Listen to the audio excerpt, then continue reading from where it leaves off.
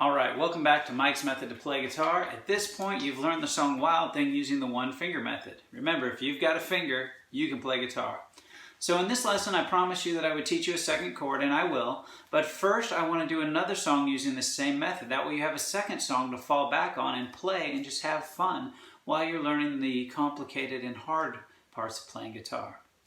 And at this point, you may also have played Wild Thing for your friends using the method I showed you, and either there's someone who doesn't play guitar that says, wow, that's easy, I can do that, or there's somebody that's been playing forever and says, wait a minute, that's not how I remember playing Wild Thing, and what are you doing? Those aren't the standard chords that I see everybody else playing. Well, with this method, I'm teaching you something a little out of the ordinary, so that way that you can have fun while you're learning the hard stuff. So the new song we're going to learn is going to be Should I Stay or Should I Go by The Clash. Now they play this in the key of G, and we're going to do it in the key of A. Right now that doesn't mean anything to you. I'm only telling you that, so if you try to play along with the song, you'll realize they're not in the same key, and it won't sound good to play it along with the song itself. Alright, here we go. So for this song, again, we're using one finger, and we're going to place it on the 2nd fret to start, and we're only going to play the 4th, 3rd, and 2nd strings, and we're using downstrokes, which means we're only playing down. We're not going to play up on the strings at all, and we're not going to hit the top 2 strings or the bottom string. Okay? So, we're going to go down 3 times. 1, 2, 3. Then you're going to go up to the 7th fret, and you're going to put your fingers the same way you did on the 2nd fret, and you're going to hit the same 3 strings, but you're going to hit it 4 times. And then go back to the 2nd fret and hit it 1 time. So all together it sounds like this. 1, 2, 3, 1, 2, 3, 4, 1. Okay, let's do it again. 1, 2, 3, 1, 2, 3, 4, 1. Okay. Darling, you've got to let me know. Should I stay or should I go? Same thing. If you say that you'll be mine. Here we want to go to the 7th fret, and we just want to hit this 8 times. 1, 2, 3, 4, 5, 6, 7, 8. I'll be here till the end of time. Do the first thing we did. So you've got to let me know. Go to the 9th fret and do downstroke 8 times. Should I stay or should I go? Okay, now we're going to do that to a backing track.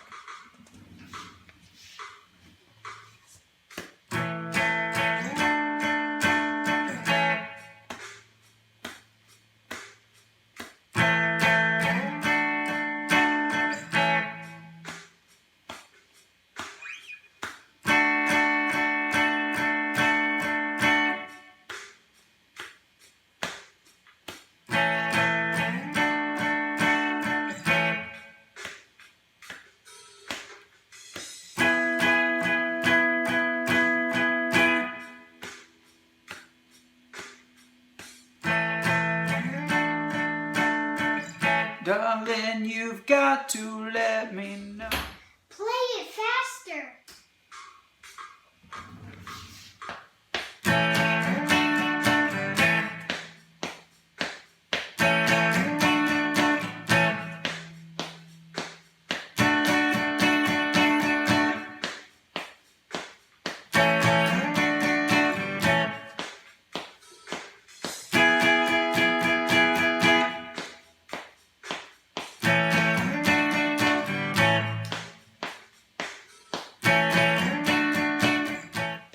Okay, now that you got that out, I think you're ready to do a little bit of lead guitar work.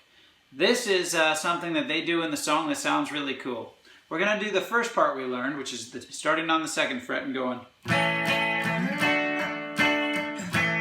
And now you get to do the lead guitar part, and right after that, you just put your fingers across all strings very lightly. You're not pushing down any pressure, and you're just downstroking 4 times. So none of the strings are ringing out.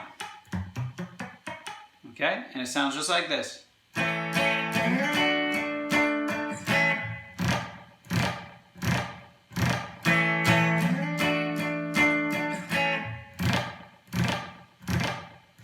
Just adds a little something to it to make it sound fun. The other thing they do on the intro is this. 2, 3. And all I'm doing there is I'm hitting the bottom string with my hand not on it. And then I'm taking one of my fingers, and I like to use my ring finger for this, and I'm doing what's called a hammer-on on the 3rd fret on the bottom string. So I hit it open, and I hit it. And just one time. So it sounds like this, the entire intro.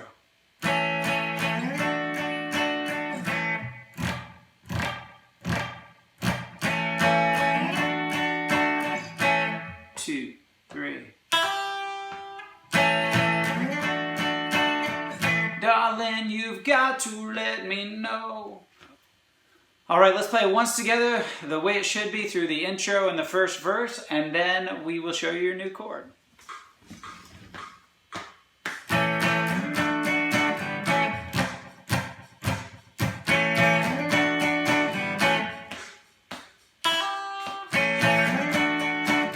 Darling, you've got to let me know.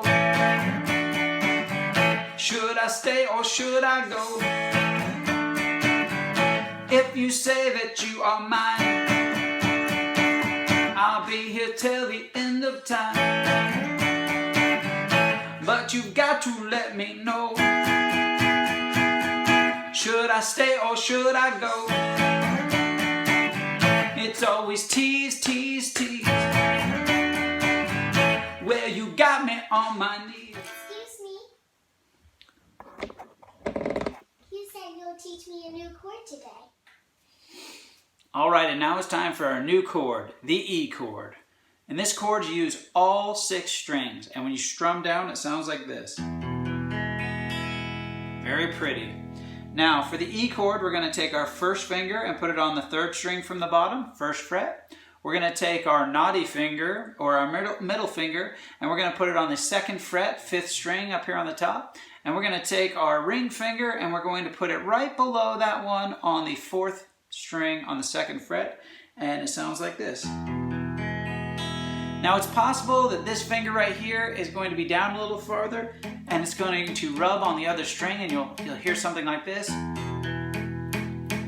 If that's the case, you want to maybe lift your hand up just a little bit. Find a place for your thumb. Some people like to put it here, some people like to put it back here. Just find some place to put it, and make sure that all 6 strings ring out, and that's an E chord.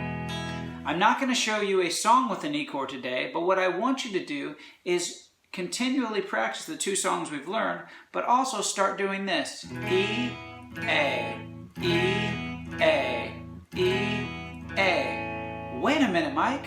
I don't know an A chord. Yes, you do. I've already taught it to you. The A chord is simply with your finger barred right here, and you're playing the 4th, 3rd, and 2nd string. Now I'm going to let you in on a little secret. That's just part of an A chord that you've been playing, and I taught it to you that way so you could move it down the neck and still have chords that sounded good.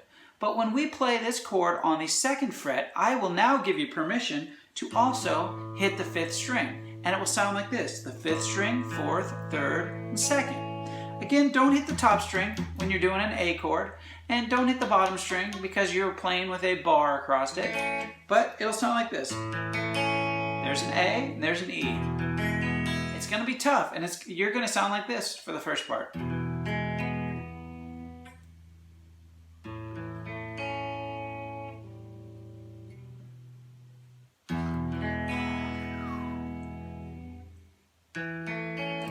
That's it for today. If you have any questions, please let me know in the comments down below. If you have any suggestions for songs you'd like to hear, as I go along, I'll listen to the suggestions, and if I can incorporate them into this method, then I'll do that. But we're going to learn a few more songs using this method while we learn chords, so that way we can play everything just like everybody else does on the guitar. Well, thanks for watching, and come back again.